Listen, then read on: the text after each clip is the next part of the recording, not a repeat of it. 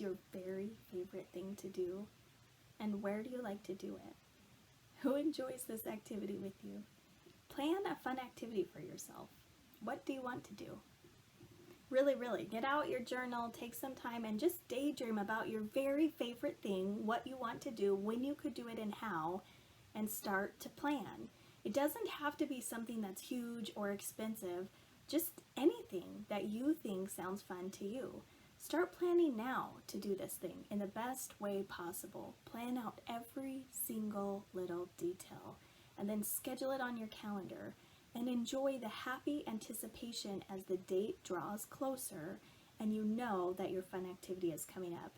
Bring other people on board if they can help you plan or if they can do this activity with you.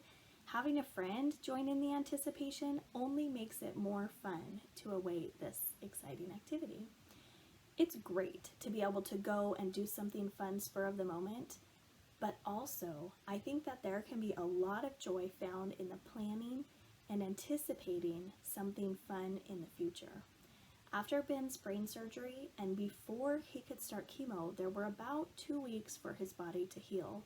And once we got the doctor's okay to be in public, we started planning a huge party for him. We didn't know how badly he would react to the upcoming chemo, and so we wanted to do a huge party while he was well enough to enjoy it.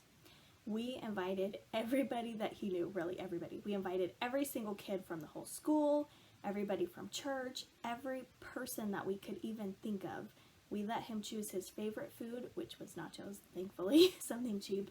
But we put together a huge nacho bar at a local park. We rented out a pavilion at the park, and we just invited everyone to come and celebrate his successful surgery. During some really hard days of recovery from surgery, the planning of this party was a really fun distraction for him and for me. The party was awesome, but to be entirely honest, I think that the planning of the party brought more happiness through anticipation than the actual party did.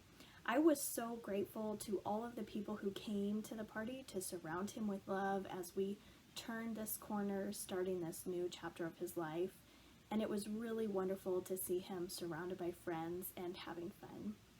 I wrote after the party that he has a really long road ahead of him, and I'm so grateful for everyone who helped make today special and help Ben feel so loved.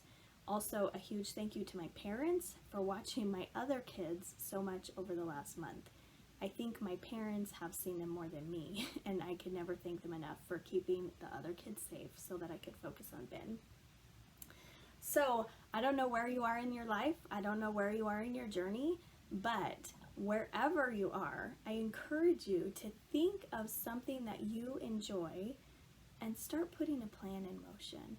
No matter how big or how small the event is, start planning some kind of a fun thing for yourself and see if you can, in planning all the details out, take some of the joyful anticipation and let that encourage you through these days that are the planning days and get an uplift from the joy of planning and the joy of anticipating a fun event in the future.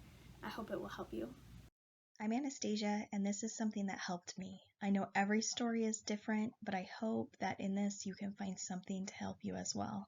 Best of luck. It used to really bother me. Every single person would say, "I don't know how you do it." And for me, I realized the answer is 1 day at a time, sometimes 1 minute at a time. People would say, "I could never do that." Yes, you could, and you will. The journey is long and bumpy, but keep taking those tiny steps, and you can do this. I promise. Whatever is standing in front of you today, you can get through it.